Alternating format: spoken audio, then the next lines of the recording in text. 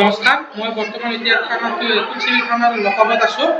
মোৰ মিছেছক আজি ভাটিবেলা তুলসীবাৰী মানে আমাৰ ঘৰতে এজন মহিলাৰ লগত কাজিয়া লাগিছিল।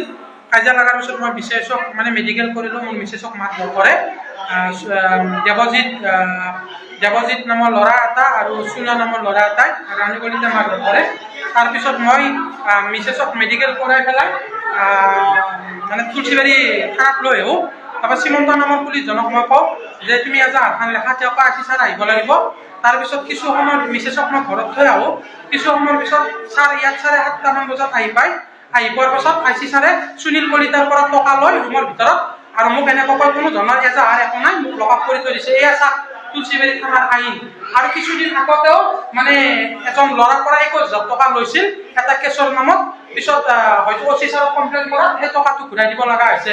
এই থানাখনত দালালৰ মানে বান্ধলি বাঢ়িছে আৰু আইচি ছাৰে ৰুমত মোক লকআপ কৰি এজাহাৰ। মই মানুহটো নায়ে, মই দিনটো ৰঙিয়াত আছোঁ।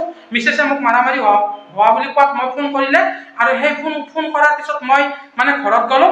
কাজিয়াত মই কোনো ধৰণৰ জড়িতই নহয়, কিন্তু সুনীল কলিতাৰ পৰা টকা লৈ আইচি ছাৰে আজি মোক এনেকুৱাকৈ লকআপ কৰি থৈ দিছে। গতিকে ৰাইজ আপোনালোকৰ হাতত দিছোঁ, এয়া চাওক, এয়াই আমাৰ আইন, এয়াই অসম চৰকাৰৰ আইন। হিমন্ত বিশ্ব শৰ্মা ডাঙৰীয়াই সুন্দৰভাৱে তেখেতে কৈ থাকে যে অসম চৰকাৰৰ সুন্দৰ আইন আছে, কিন্তু আজি চাওক কোনো এজাহাৰ নাই, একো নাই, ময়ো ঘৰত নাই, কিন্তু মোক বিনা দোষত আজি ইয়াক লকআপ কৰি থৈছে। মই ঘৰতে নাই।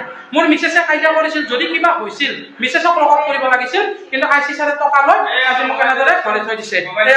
এয়া চাওক পুলিচ, তেওঁ মোৰ এজাহাৰ লোৱা নাছিল, তেওঁ কিন্তু মই কওঁতে এজাহাৰ লোৱা নাই। এয়া চাওক।